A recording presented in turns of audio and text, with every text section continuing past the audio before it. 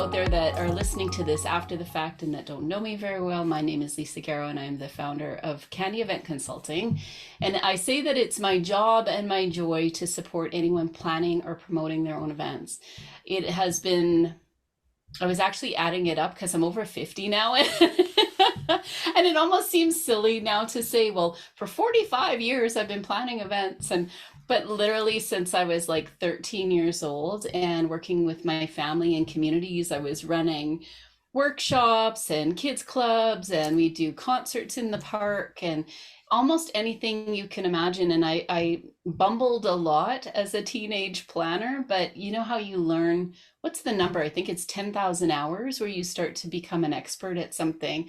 And I feel like I probably put in 10,000 hours by the time I graduated high school, just because it was just so much a part of my life. And I love that Nicole is here to share with us from an arts perspective what it means to plan events, because sometimes it's just necessity, right? Like we want to get people together, or we're trying to put some kind of I don't know, we want, the kids need something to do, so what are we going to do with the neighborhood children that, you know, they're just bored and they're excited to be part of something, so somebody's got to plan something.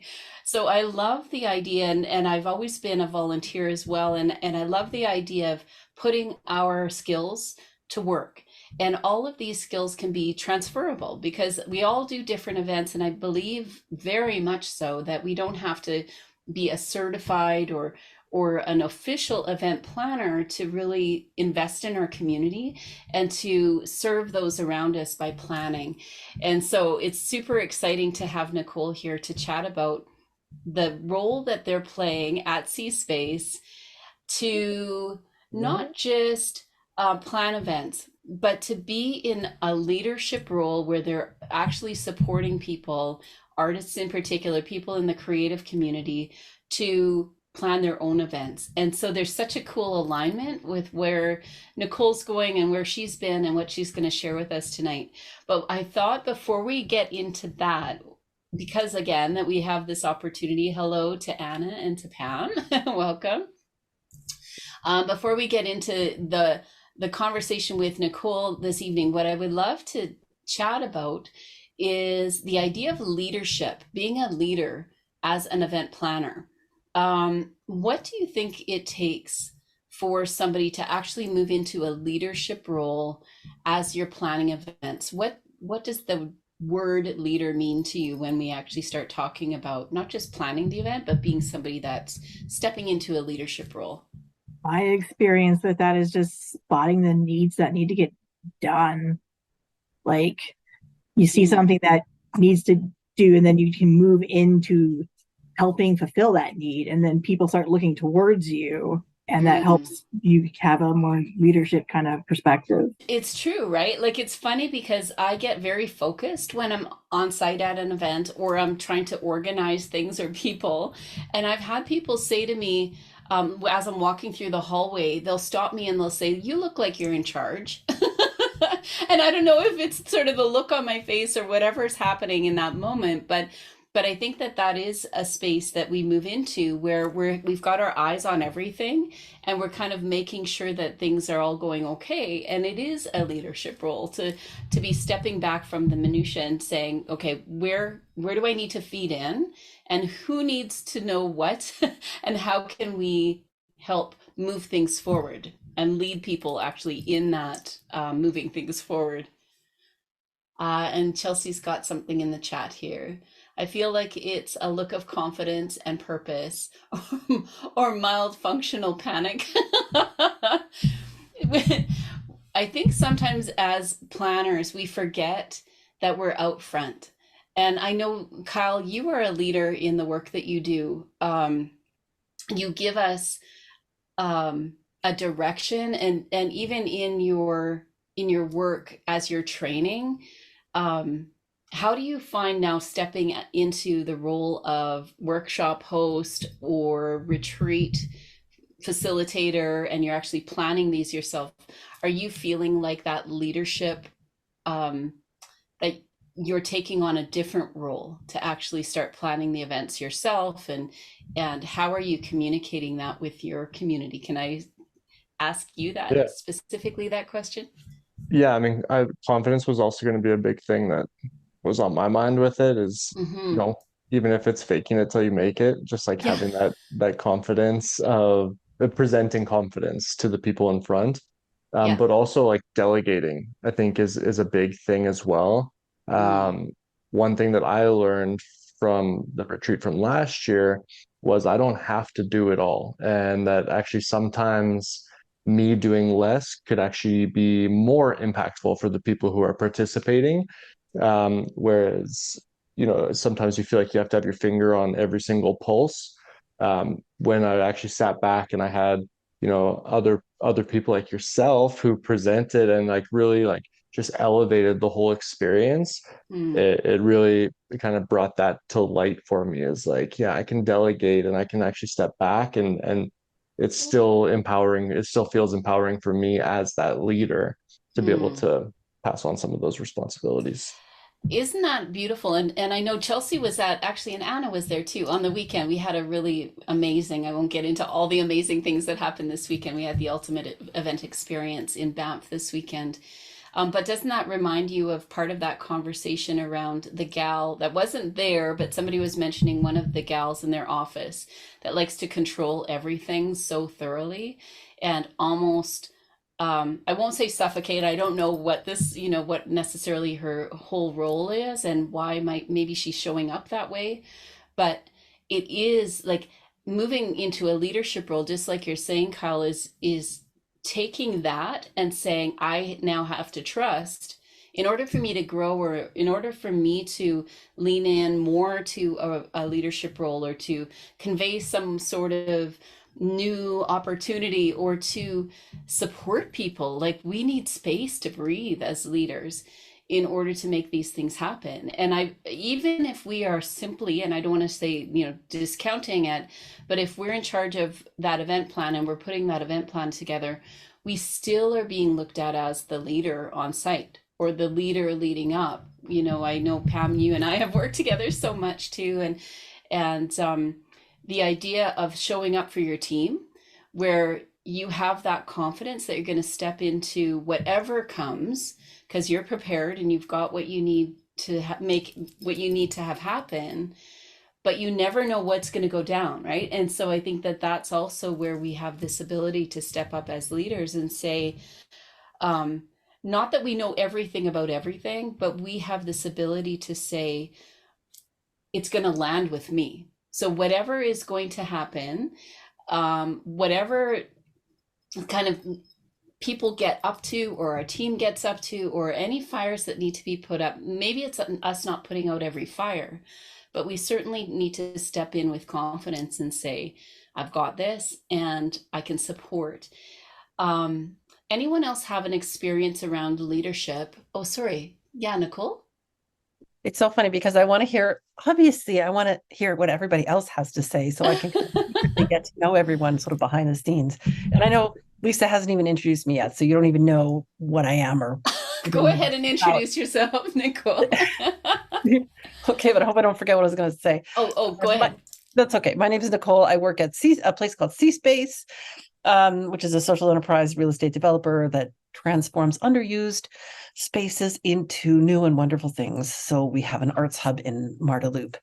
That was the old King Edward School. Now it's this beautiful arts hub. And I can tell you more about that in a second. But what I wanted to address, just that's related to what I'm hearing here, because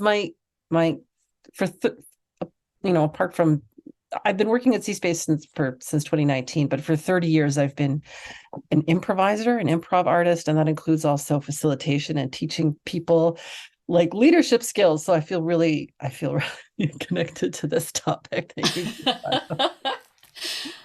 But yeah, I feel really strongly that, yeah, obviously as a leader, you're the person where things land. But like the best leaders, in my experience, are not the ones who know all the answers, but the ones who are willing to ask the right questions and and who are willing to take care of finding out where you can get the right answers and who empower their team members to feel in control of things and to make decisions and become leaders themselves, right?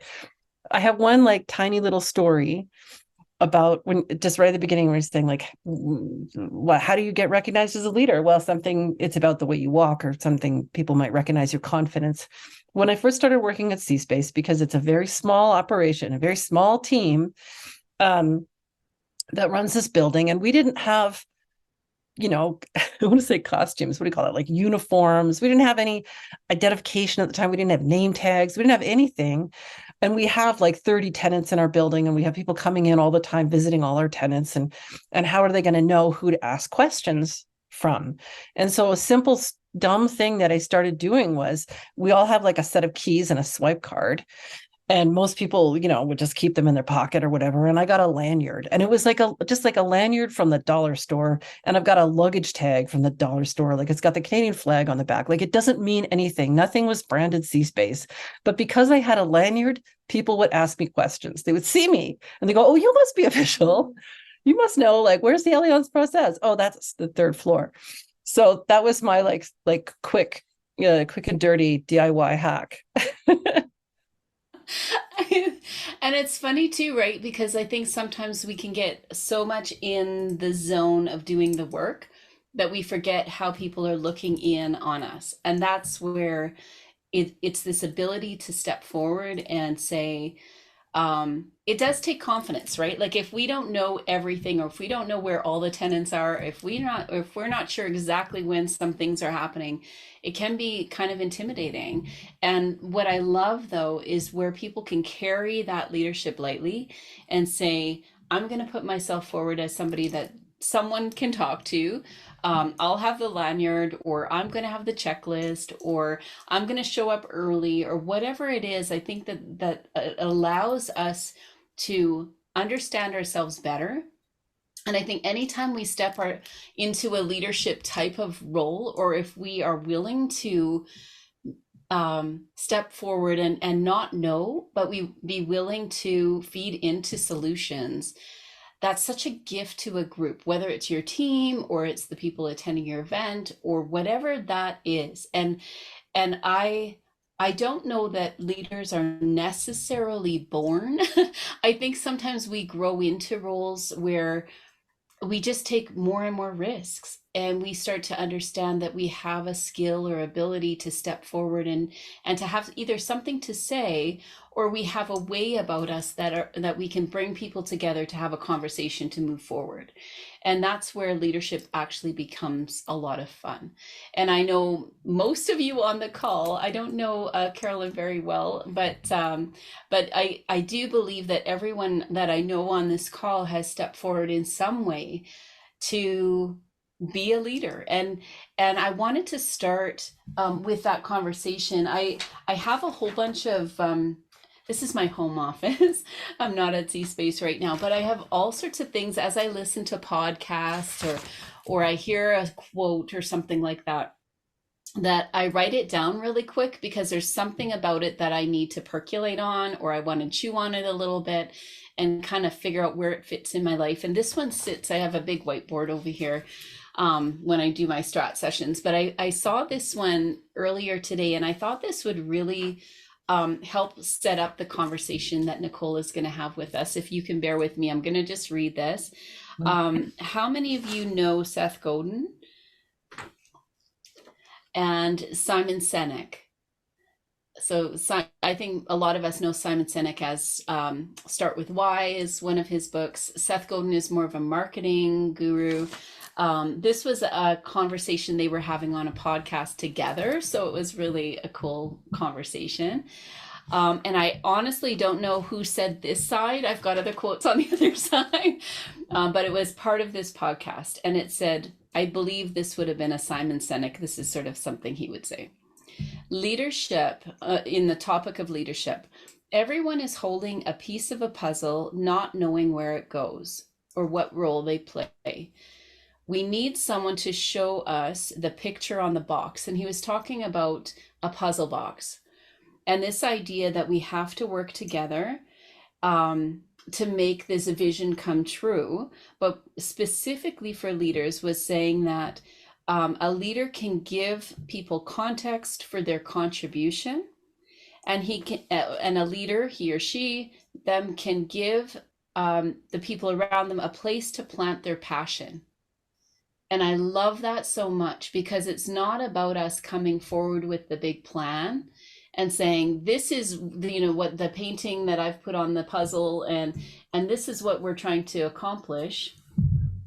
And I'm going to have to apologize because I have to plug in my laptop. Just wait on that thought just for a second. But I love this idea of giving them a place to plant their passion. So just give me 1 sec. I'm going to mute myself so that you don't hear me shuffling all over my office. But I didn't plug in and I don't want to lose you. So just give me 1 sec. Or Nicole, do you have a thought on that? I do, as a matter of fact. It's really great. You know, I know I'm here partially to talk about this really cool thing called the Art Spaces Playbook that cSPACE is launching, and I will talk about that. But again, like I said, if all my improv stuff is coming out, and I'm like, oh gosh, all this stuff applies. So that idea of having a puzzle and everyone has a piece of the puzzle. In improv, we have like a million rules in order to make it easier for us to be spontaneous. And so like one rule is bring a brick, not a cathedral. And so when you're working with other people, you don't always have to have all, I mean, it's different. Obviously, event planning, you want to have a lot of the details, but as you're building something together, just remember, again, and as a leader, you don't always have to have all the answers. You just need to bring up one brick at a time, and together you can make something amazing, right? Especially because in these times and in any times, flexibility is also really necessary. And so the best way to be flexible and adaptable is to be willing and able to shift your agenda. So bring a brick, not a cathedral, because your cathedral might look a little different at the end than when you started. And don't let that freak you out. The other thing I thought, more improv rules for leadership, you know, when we talk about confidence, and not all of us may feel confident all the time. And certainly, again, I come from this background, you'd think that performers are like super confident people, but not all of them are. And a lot of them aren't.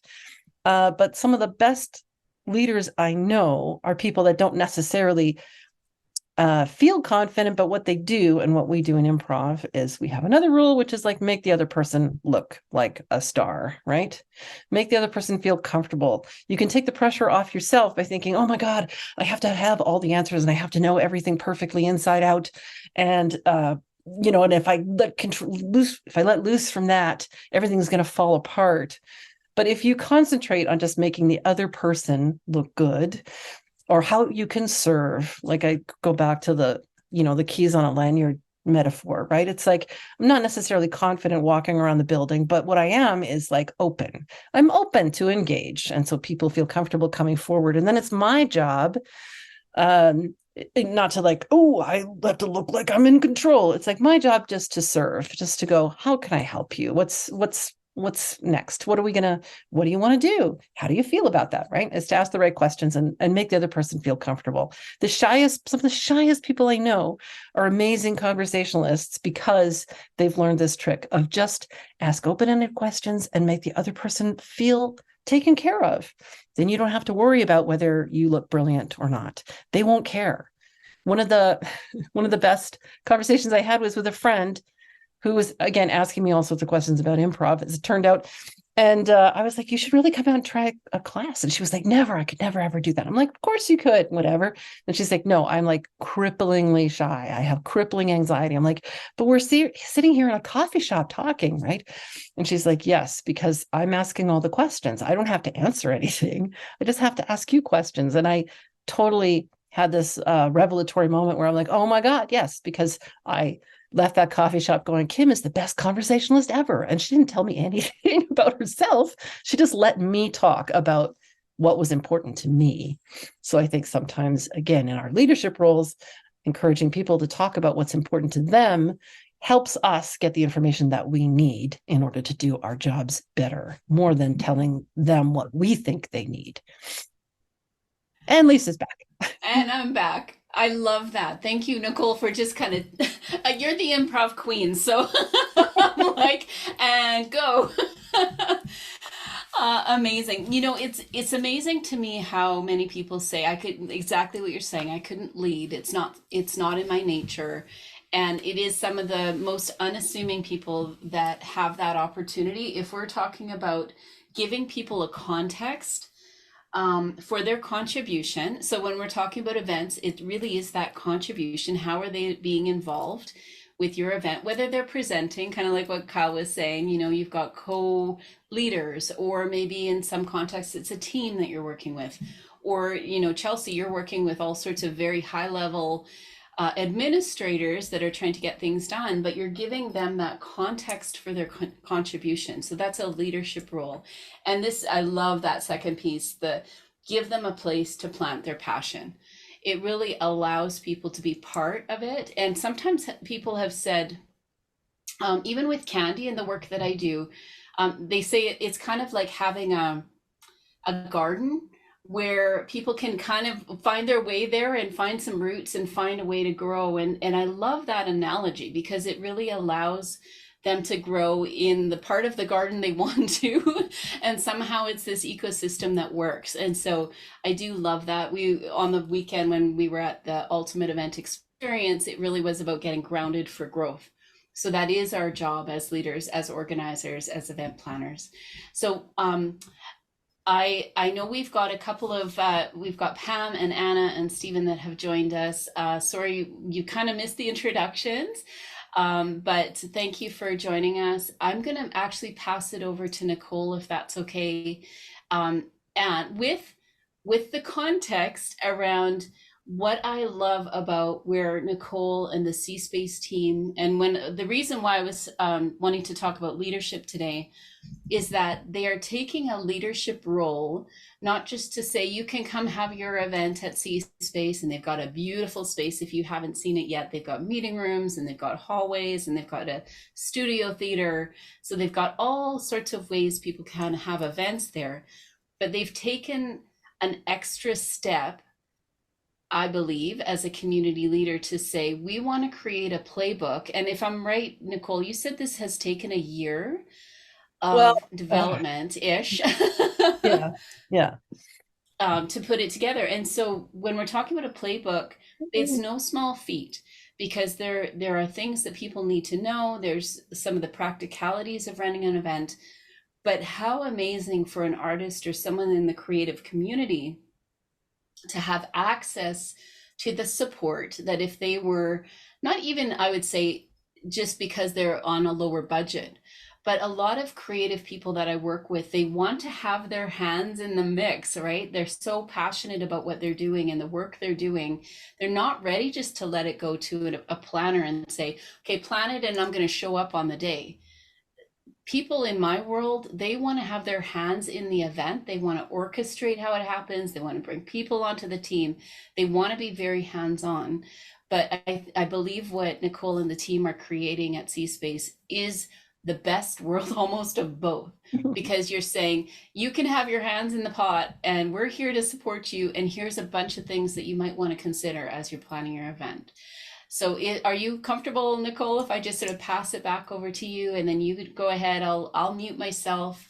And then we can have a Q&A at the end, but we're just going to let, just so those of you that popped in a little bit late, I will be, I'm recording this, but we'll be sharing my introduction and Nicole's presentation on our YouTube channel. So we'll do a Q&A, but I'll stop the recording for that time. So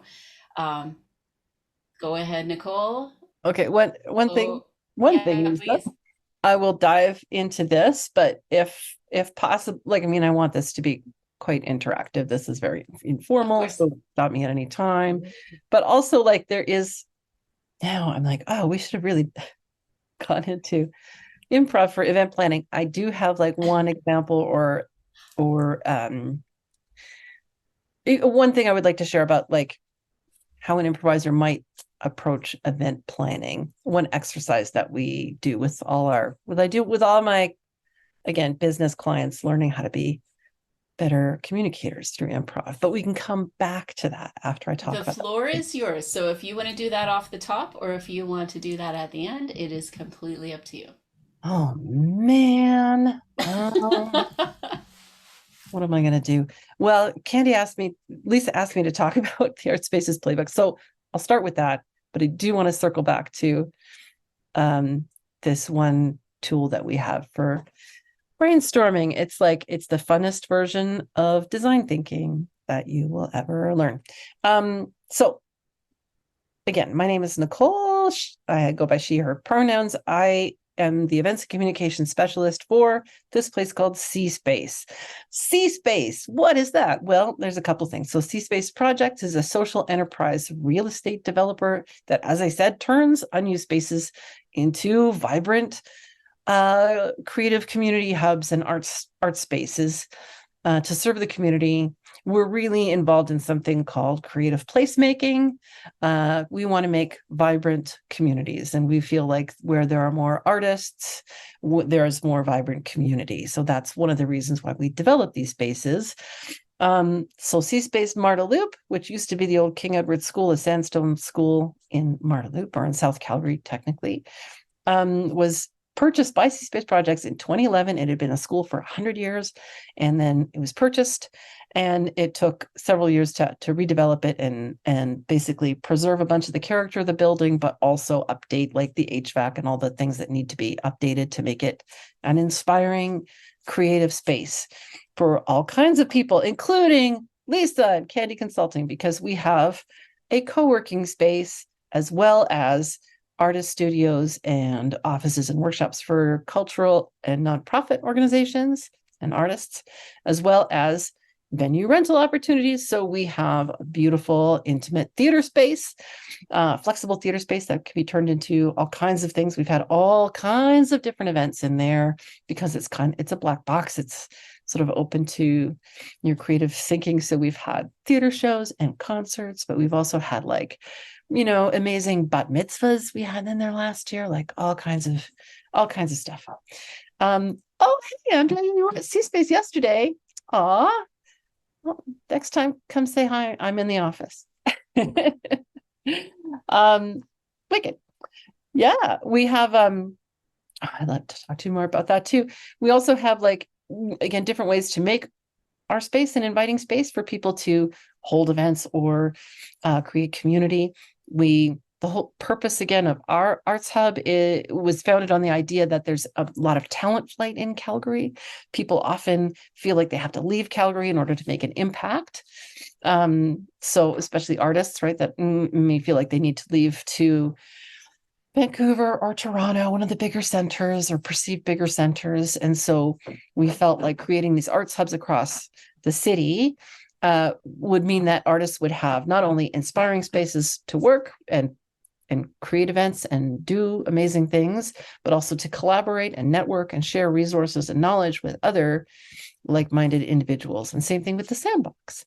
We sort of cultivate our sandbox and hope that people can benefit from, again, that friction, running into other people and other practices. And we've had some amazing collaborations happen in our building. So we are supported by the Calgary Foundation and Calgary Arts Development. And so Calgary Arts Development, or CADA, used to have this thing called Space Finder. And so Space Finder, I'm now honing in on the project. So Space Finder itself was like a resource where people could go and try to find unusual spaces, or like any space, really. Like they could be traditional spaces, but also there's a lot of undiscovered and underutilized spaces in the city. And so where do you find all those cool, kooky things? And so Space Finder was part of that. And then Space Finder at some point got sort of atrophied on the vine with CADA, and I'm actually not entirely sure where the shift was, but there was an opportunity for through CADA's support and the support of the Alberta Real Estate Foundation to come together and create something similar, but sort of more broad-based. So not only is the Art Spaces Playbook meant to be a bit of a space finder, or at least a companion to the space finder, but it also expanded to this idea that we can help people, and particularly people in the arts and culture industries, find the resources in one space that they need to help to plan and create their events. So I did put the link in the chat if anyone wants to take a little peek around. And so, yeah, this took a year in development, which, I mean, a lot of that is just like we were launching 2 other websites at the same time. So this was actually 3. So this was the 4th.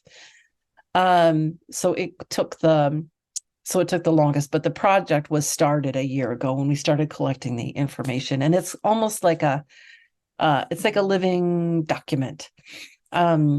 So that means that we are looking also for input from others to help us make this Art Spaces Playbook better. And if you, I mean, I guess I could share my screen. Would that be a good idea? Walk through a little bit of it. Lisa, what do you think? Let's do it. Excellent. Oh, the AR stuff. Thank you. Are you talking about the Uramandos, the little animals that, yeah. Okay, before we dive into the Art Space Playbook, that's one of the other, again, cool things about creative placemaking and why we try to make this a hub for the community is at cSPACE Marta Loop. It's a 4-story building. And so every single floor of our place is open gallery space.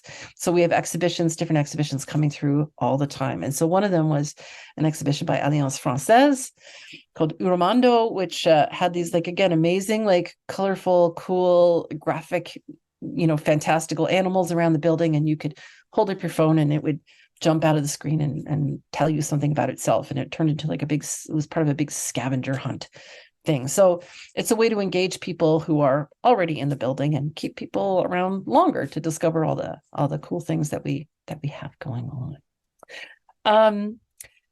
So back to the Art Spaces. Oh, and actually, before I forget, because I know I will forget. If anyone doesn't know about cSPACE, or even if you do, maybe especially if you do, if you want to come and check it out and discover more about it, tomorrow night we have an open house. We're having our October Halloween showcase event where a lot of our tenants open their doors, and there's free activities and demonstrations and all kinds of wonderful things happening. Springboard performance, talking about planning events. So we've been planning this for a while. It's coming down to the wire. Springboard Performance is doing shows inside the studio theater, which are part of their Fluid Fest, but they have also given us some of their performers and dancers and clowns to do things in the hallways, to do performances. So there'll be like live music and dance. There's like a spooky prairie shindig on the 4th floor. There's going to be a cash bar. The Alberta Craft Council, Craft Gallery is going to be open. If you have little people, like little ones, there's Quest Theaters doing like a little scavenger hunt kind of dealio, and there's trick-or-treating all over the building. So it's a great way to kind of come and check us out and figure and see all the cool things that cSPACE does have to offer, including amazing event space. If you're planning events and you want to rent a theater, we have one. And again, gorgeous rooftop meeting spaces as well. So, advertisement over. Back to the Art Spaces Playbook. So I will try to share my screen and see if this works. Here we go. And we can take a look.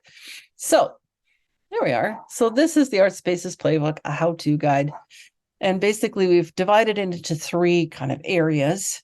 So if you're someone who has space and you're like, hey, I've got this space and I'm not using it all the time and I wish I could leverage it more, or I wish I could collaborate with others or whatever it is. I want to find ways to leverage that.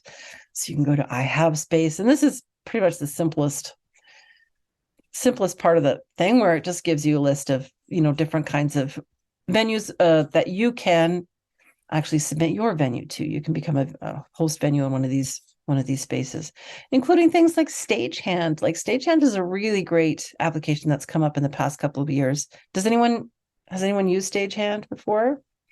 If you're looking for live music or you want to add live music to an event, Stagehand was, again, created by artists for anyone looking to book live music. So it's a comprehensive local live music compendium where you can advertise that you are looking for musicians, or you can find musicians to book for your events. And musicians can put themselves up there also to show that they're available. And you can check out all those check out all of them in one sort of single place, which is pretty awesome. But let's say you've got a coffee shop or a restaurant and you're like, gosh, I wish, I'd love to have like a singer-songwriter night in here. Stagehand is a great place that you can go and look for people who do that kind of thing, because there are lots of places in town that do that kind of stuff. There's a lot of kind of local level music venues in Calgary that I really appreciate. I love that sort of community vibe. It's not just about the Jack Singer Concert Hall. It's like there's also the Music Mile, which is amazing. But you know what? Like Cafe Gravity down in Inglewood, the Good Earth down on 15th Street, no, 15th Avenue, 11th Street. There's lots of places, like little tiny places around town. Kingfisher Seafood Restaurant in Chinatown has like an open mic on Saturday nights. So anyway, so if you're a place that you think you want to offer up to people to have weddings, events, arts things, you can look at one of these resources and see if your space fits there. Now let's say you're someone who needs space. And again, this is focused primarily on artists, but I won't tell anyone if you go and look around for information, just because for a lot of artists planning events, they may not have the same kind of infrastructure that other larger organizations might have, especially, if you're a smaller artist or organization. So let's say you need space, and you might need space for different types of things. So that could be a performance event. You might have a pop-up book fair, a monthly poetry reading. Maybe you need studio space. Maybe you're someone who needs again, a co-working space or an office space, someplace to do something and you don't want it to be your basement or a room in your house. Here's some things that you can look into. And so again, people planning events, well, what type of thing are you looking for? Are you looking for a short-term space where you can throw a single event? Let's say you've got a great Nuit Blanche idea.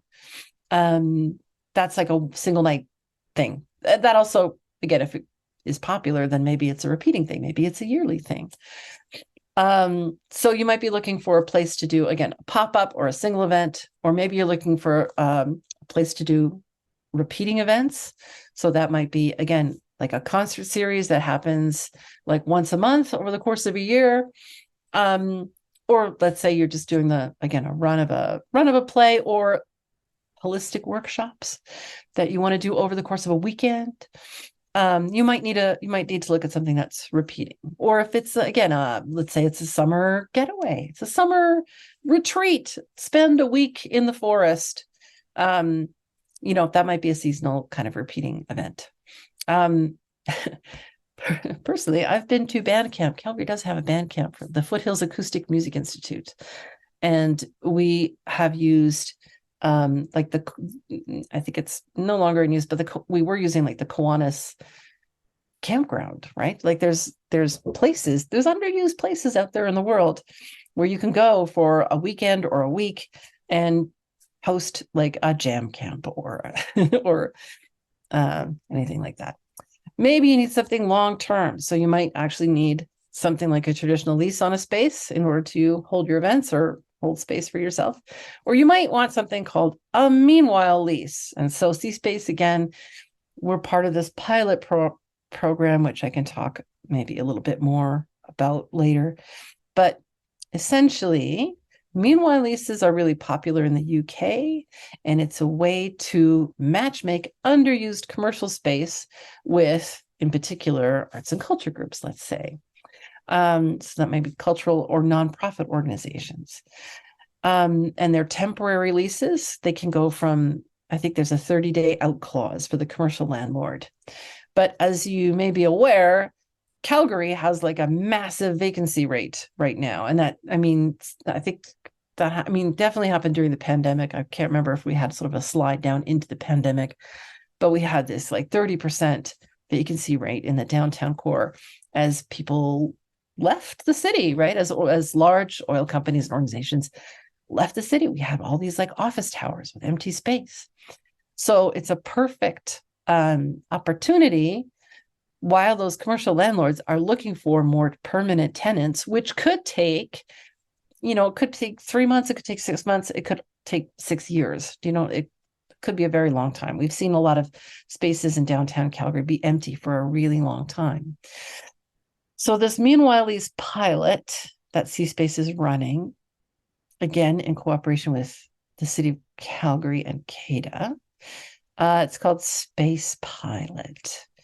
And we've started running this kind of in the background, and we'll probably talk about it in a few months. It's been going on for almost not quite a year yet. But cSPACE is currently managing a large amount of commercial space, and we're sort of curating tenants for that space. But I can say that as a member of the Kinkanauts, which is an improv group in town, we were one of the first people to participate in this Meanwhile's program. And so we have a great space in downtown Calgary for affordable rates that we share with the Beltline BIA, which gives us a great opportunity to collaborate and expose our organizations to each other in a really central location that we would not otherwise be able to afford. And so we have our events, in this case, improv shows and festivals inside that amazing space. Okay, so there's types of spaces. Now let's say, and each of these leads to somewhere else as well. So let's say, again, if you're looking for short-term or single event space. So what this also does, hopefully, and again, we're still looking, because we just launched this, we're looking for any feedback. So if anyone wants to take some time to send us some feedback afterwards, if you've navigated it and you're like, it was really confusing to find this, I wanted to find this information, like, please let me know. But let's say you don't have a ton of experience. All of you have a ton of experience, but still, it's always good to have resources. Again, this is a place that people can come to look for. What do I need to know?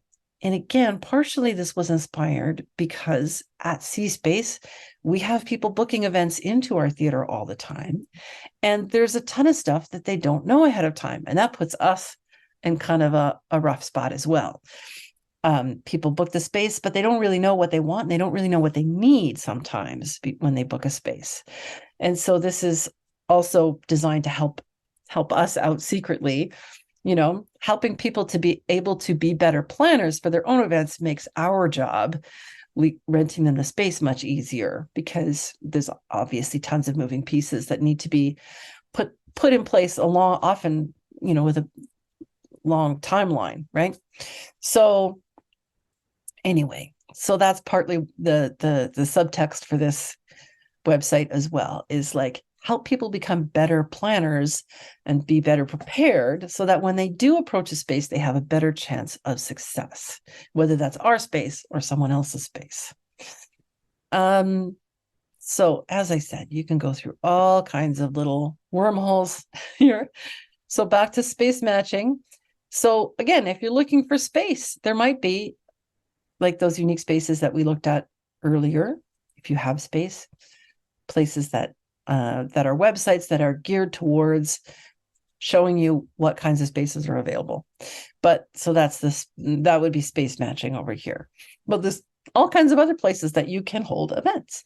So local Calgary organizations and hubs, for instance. So there's a whole list of again, resources where people can look to find space, including, again, CADA's Space Finder that we talked about earlier.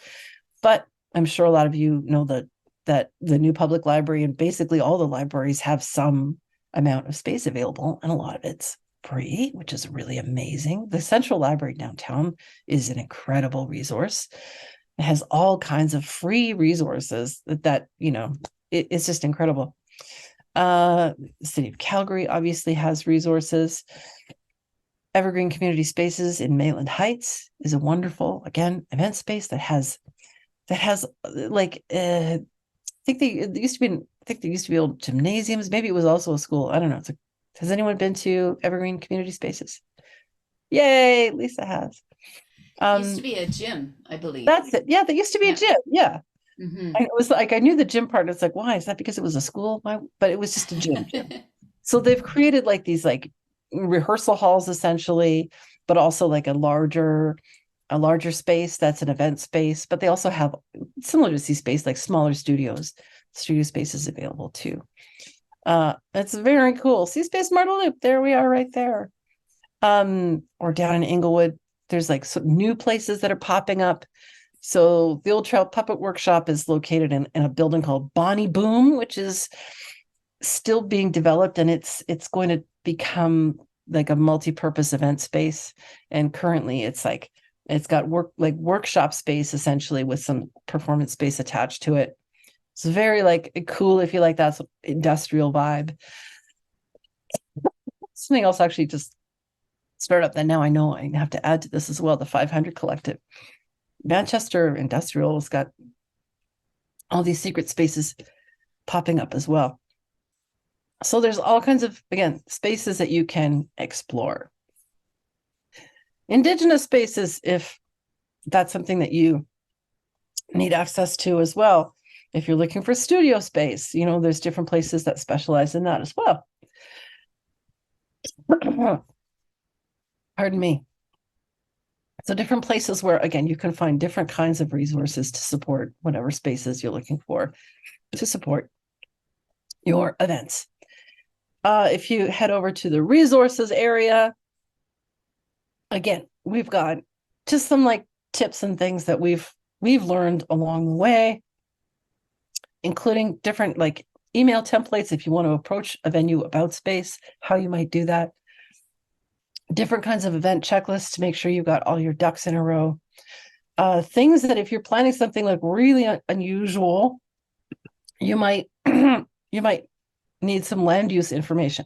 Let's say you've found a great space, but you don't know how or if you're allowed to use it. You're going to have to get in touch with the city, and you're going to have to look up land designation and land use restrictions and bylaws. And so there's information here to help you identify what kind of box your event fits into, so that, again, you're better prepared when you're going to places like the city to ask, or to landlords to ask about using their space for events. Sorry, I seem to be coming down with a bit of a cold, which sucks. My children are sick. I thought I was getting away from it. There we go. Oh, pardon me. That's definitely new. Once again, this is cSPACE's Space Pilot, which is our pilot program for Meanwhile Spaces, or Meanwhile Leases. And you can learn a little bit more about that also if you're interested. And there's even a survey here at the bottom. You can take the survey. If you are, let's say, ideally you're an artist who needs space, but if you are a landlord who has space, you can also fill that out if you are looking to get people involved. And so, yeah, this, again, emerged as part of cSPACE's social enterprise mission. And so things like the Space Pilot and things like the Art Space Playbook are ways that we can try to support other people trying to create other cool and amazing and interesting things that make our city vibrant and even more livable. Apparently, we were third most livable city in the world last year. I think we've gone down to number 8, but still pretty good. Calgary was voted actually most, what was it? Friendliest city in the world. In the world? Yeah, apparently we're the friendliest city in the world according to Condé Nast Traveler. So that's pretty cool. All right, I've been blathering for a while. Does anyone have any questions they want to ask about any of this, or about anything? About anything? Can I just ask you to click on, if you need a minute just to grab some water and just to breathe for a sec. You're I welcome might. to take a little bit of a break. When you come back, though, it'd be cool to see one of the checklists, or how Sure. how you've kind of divvied up the to-dos as well. I think that'd be really interesting to dive into. While we give Nicole just a bit of a break, any thoughts around how you might use space? Let me see if I can see you all again. I've lost you. Oh, did I disappear? Nope. No. I can see myself, but I can't see everybody else. Okay, here we go. So any thoughts on how you might use something like this? Does this seem like it could potentially be valuable for you as a planner or as a team, or if you were a solopreneur looking for space? Any thoughts around what this resource has become for Calgary?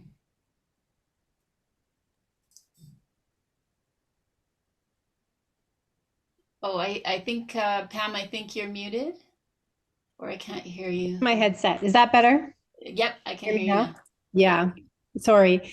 Yeah, I think this is a great resource and I've added it to my spreadsheet so that yeah, I'll have it available. And it's nice that it's interactive and you can put in your criteria and it will search for something for you, which is really nice.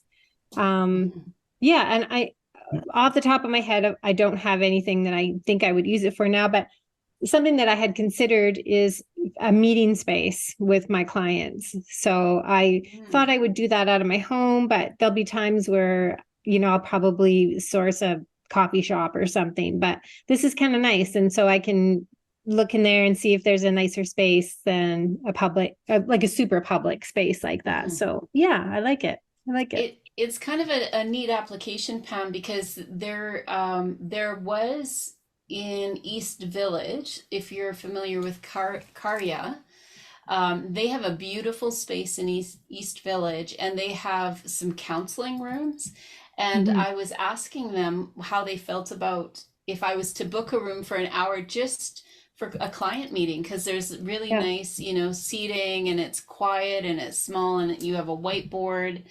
But spaces like that, I think for a lot of us, that we don't need them all the time necessarily. And I do love, even if we could book another space, a more traditional space for an event, how much more fun would it be to actually utilize other spaces in the city that might be a little bit more surprising? Maybe the parking's better, maybe there's partnerships that can happen if we're in certain spaces, similar to what Nicole was saying.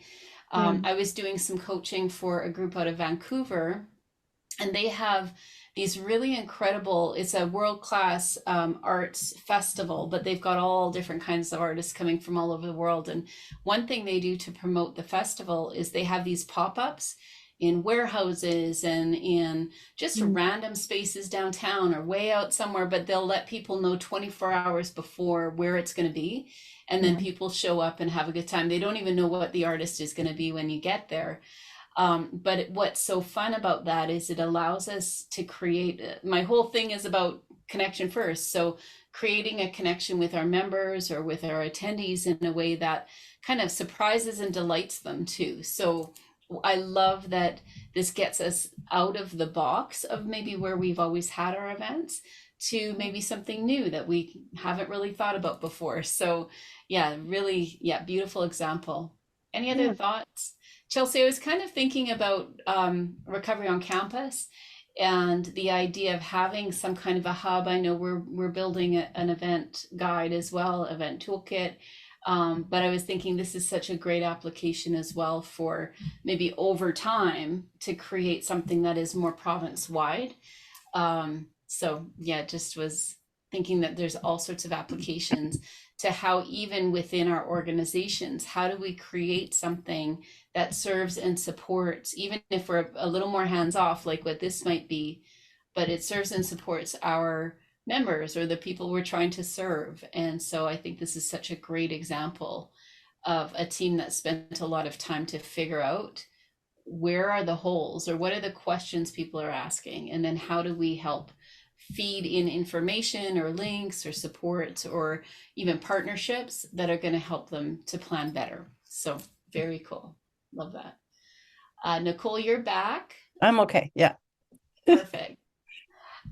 So yeah, let's take a quick look at the one of the event checklists, or you've got an Yeah, event timeline there. I think that might be interesting, and then we'll open up the floor for some Q&A. sounds amazing. I'll take you through just this one or I'll just while we're on this page, it reminds me one of the tools that we use in the Kinkanauts, back to improv. But when we are planning events, like when we are planning larger things like festivals and show weeks and things like that, one of the great exercises that we engage in, even when we're looking at reorganizing or how our organization works and roles and responsibilities, is to get out a massive piece of paper. Bobby is participating in his own way here. And have people do sort of, instead of a post-mortem exercise, do a pre-mortem exercise. And you write down every possible thing that could potentially go wrong. Like, you imagine you've had the event already. The event's happened. It's over. It's done. It was a catastrophe, total catastrophe. What happened? And it could be things like, oh, well, we didn't advertise enough, or we didn't, whatever. There's all sorts of like sensible things that you might think of. And there might be like ridiculous things that you think of too. And so part of that exercise is to not limit yourself, just to come out with anything, because in that brainstorming exercise, you will find amongst the ridiculous things that might trigger, oh, well, maybe an elephant wouldn't crash through the gate. However, there might be some people that crash through the gate that we don't want there. So, oh, that's something that we didn't think about. Like, do we have security on site? Do we have blah, blah, blah? So it's a fun exercise. It gets everyone participating, but mostly, and I'm not saying you do this with your clients, but like you can do this as a group, but the people who are planning the event, so that you can identify those pain points in advance, so you're not caught off guard or surprised by them. And by just allowing yourself to be creative and open-minded about not being shy about sharing any idea. Again, at the start, no idea is silly. They're all just ideas, right? And then we're going to sort out which ones are useful. And by widening our vision, we're going to see things that we didn't anticipate, that we weren't looking at, right? Very often in planning, and actually I do this work with physicians too. If you're looking in one direction, that's all you see. So by opening yourself up to look in other directions, you'll find things that you weren't looking for, but that maybe you should have been looking for. So great opportunities and exercises like that. So let's see, what do we have here? Single event checklist. Oh, there we go. And these are downloads. Sorry about that. So these are just, again, simple planning checklists that are helpful. And especially if you don't have a ton of experience, which of course you guys do, but maybe your clients may also find this useful too, right? Again, I don't know if you're like us, but very often you're working with clients who are really unprepared, right? There's things that you need to know and they don't understand. They don't understand. So it's always great if everyone can figure things out. Like, again, for us, a lot of clients don't even understand that, if you're doing a live music event, you might need a license from SOCAN, or you might have to do some reporting to SOCAN, the music reporting, the music royalties collecting agency, right? Or if you're doing, again, canned music for an event in the hallway, same thing. Make sure that your venue has that supported, and if they don't, then you have to get that covered, right? Do you have insurance? Everybody needs insurance. Does your client have insurance? What kind of insurance do they need? Do they have? Does your venue cover it? Is it available through your venue? All those things. So it's just helping people be a little bit prepared. So as event planners, but also for your clients, so that they understand. So event timeline, event checklist. So do you have your ducks in a row when you're thinking about, again, booking a space, all kinds of things to consider. Lots of people who come to us booking events we have an availability calendar and they don't even bother to look at it. Sometimes it's great to have those resources available. And if you have a date in mind for your event, again, is that flexible? What room do we have to be creative? Obviously, public and private events need to have different requirements. Have you thought about how you're going to be ticketing it and who's collecting the money? Are you serving food and alcohol? Do you have your insurance? All those things.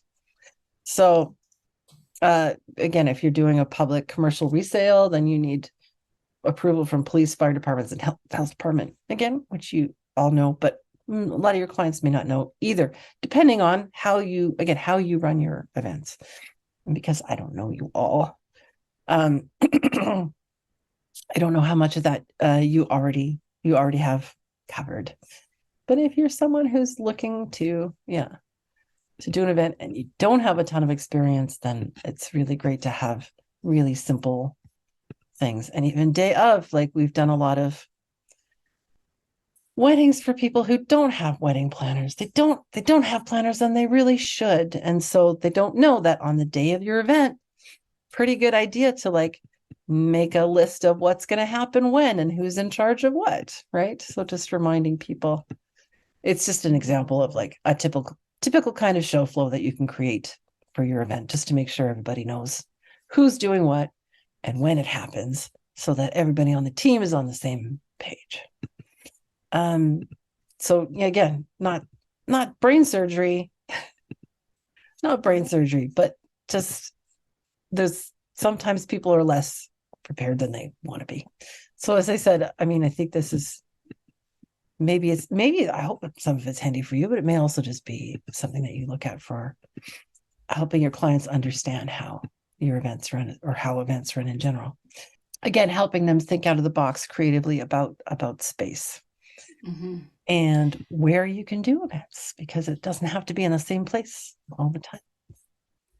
That's awesome. Thank you so much, Nicole. That it's really it's a lot of work to put something like this together, and each one of our contacts of where we're planning events, what kind of events that we're wanting to support others with, it'll change. And I'll say, even if you're working internally planning events for a company or an organization, something like this to kind of think about. I love the example that you used, Nicole, of having a not a post-mortem, but a pre-mortem, where anything that could go wrong, let's have a conversation about it. I think that becomes a way to keep things fresh and creative, and the consequences aren't there in the same way, and the blame kind of isn't there either, right? Because it's not like something went wrong and now we're feeling like we've got to hide or defend ourselves or whatever. It kind of puts a different view on that. Yeah, so that's such a great way to, I think, explore what is your team needing. And there have been lots of teams that I work with as well, that you might be working with executive, and then you've got your donor development team, and then you've got some admin support, and everybody's kind of trying to figure out where do they fit. And what I love about having a playbook, or thinking about your event planning in your space or with your community or at your company, and what kind of playbook would help your team understand what's expected. And even if they're not doing that job, to see it on a timeline, for example, where they know that's something that needs to be done, it does, I think, elevate the role of a planner when they can see that there's a lot of other little pieces that are going into this puzzle. But then it also allows you to say, and this is your role, or this is something that I really need you to do. And then there's sometimes a little less pushback, because they're understanding that there's a lot of movement. I often use the analogy of building a house, that we need to have this done before, a lot of things are happening at once, but you kind of need to have the rug in before you do the baseboards, before you do all these other things. So it allows people to see the process, which I think helps us be those educators as well, and those leaders in our teams. So this is beautiful. In light of time, did you still want to do your improv exercise? You know what? Here's Lisa, you and I could talk. Okay. Maybe we could do another session that's just like Sure. improv for event planners. Because Oh, that's fun. Okay. yeah, I could that would be super fun. I'd love to do that. Awesome. So I'll give you one tip though. One tip. please. Just because you were talking earlier about, like the pre-mortem is a great exercise, but also in terms of post-mortem, like we as improvisers also require feedback, and we have a sort of holocratic structure. Like we don't have a hierarchical structure, really. We've got like flat organization.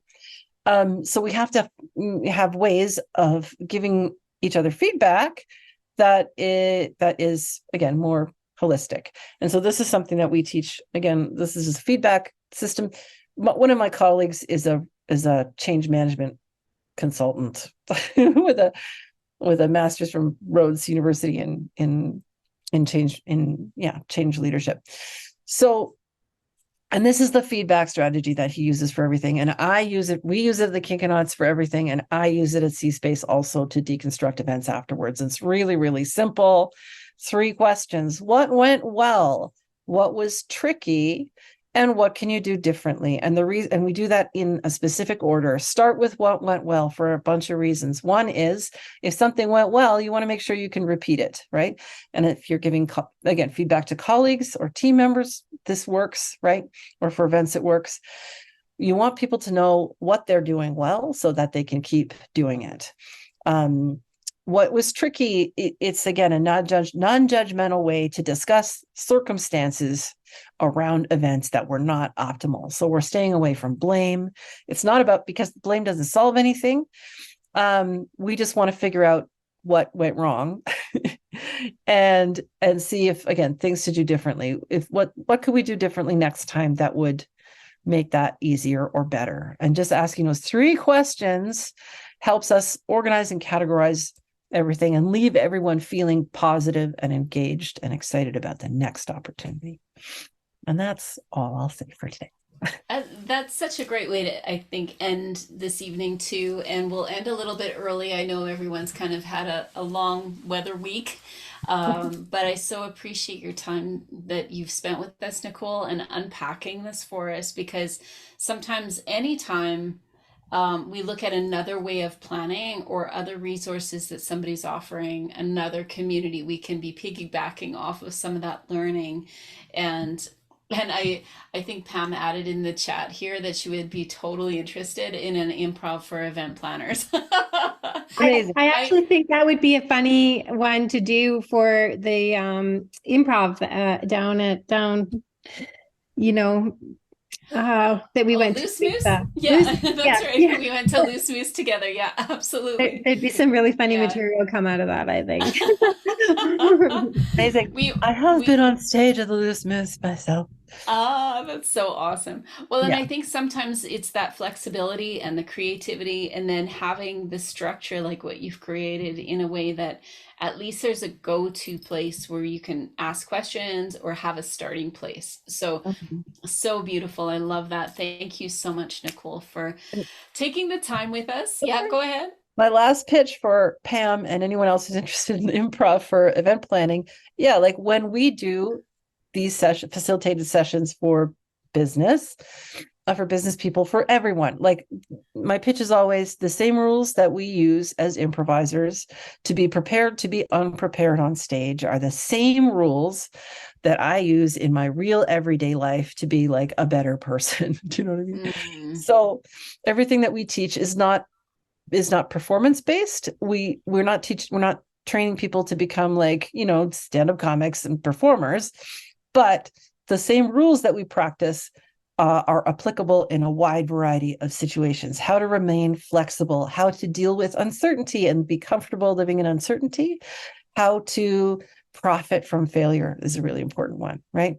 So all those things, being comfortable taking risks, living with uncertainty, and profiting from failure is what we practice every single day.